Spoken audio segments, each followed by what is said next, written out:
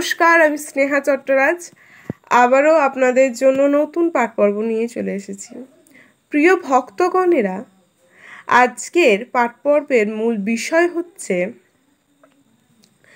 আমাদের জীবন অতি ক্ষণস্থায়ী, তাই বলবো সময়কে অপচয় না করে সঠিক কাজে ব্যবহার করাই আমাদের প্রধান কর্তব্য।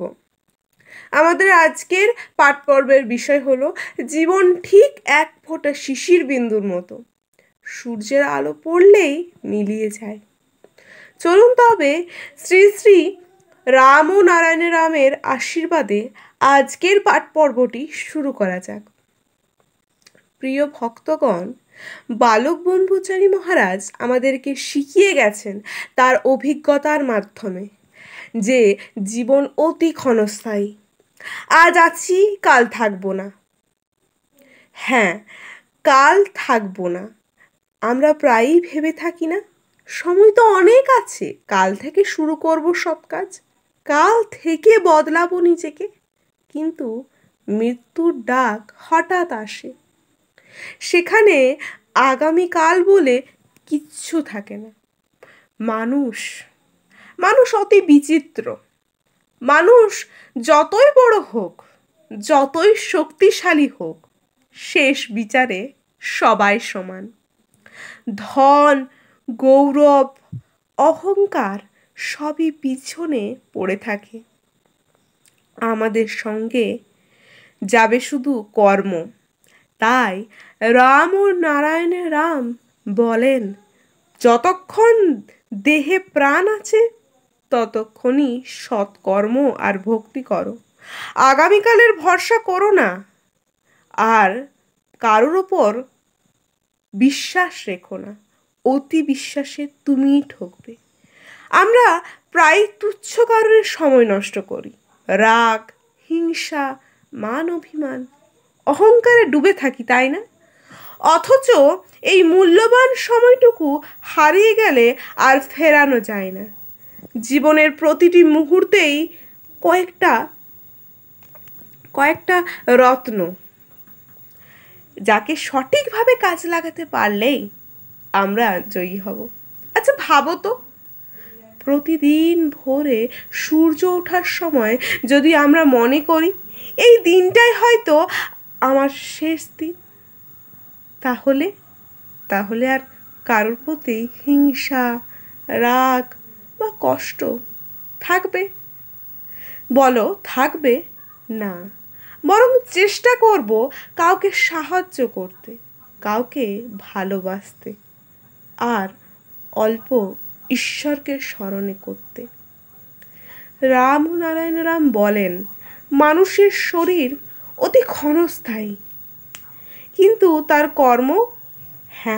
কর্ম হচ্ছে চিরস্থায়ী। তাই যতক্ষণ সময় আছে, কর্মের মাধ্যমে হৃদয়কে জাগিয়ে তোলো, রাম নামের মাধ্যমে, সৎকর্মের মাধ্যমে।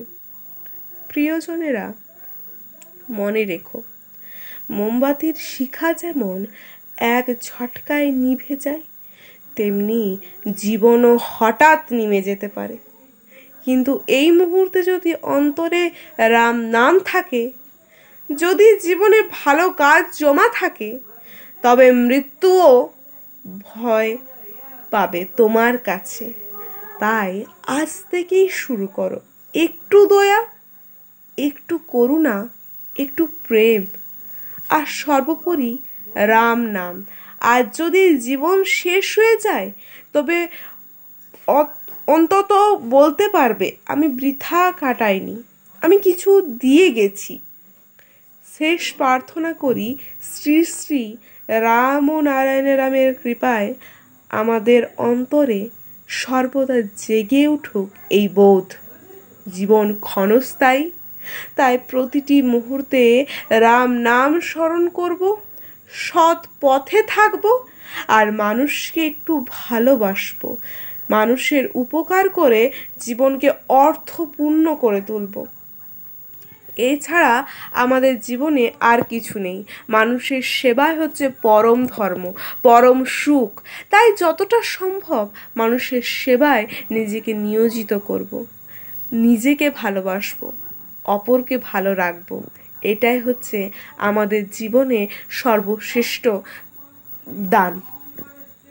প্রিয়জনেরা, আজকের পাঠে আমরা শিখেছি জীবন সত্যিই ক্ষণস্থায়ী। কাল নেই, আগামীকাল বলে কিচ্ছু হয় না। আজকের মুহূর্ত থেকেই সব শুরু করো। সৎ পথে থাকো, রাম নাম জপ করো। জীবনে কোনোদিনও দুঃখ আসবে না, মৃত্যুও তোমাকে ভয় পাবে। রাম নামেই জীবনের ঔষধ। রাম ও নারায়ণের রামেই হচ্ছে সঠিক সত্য।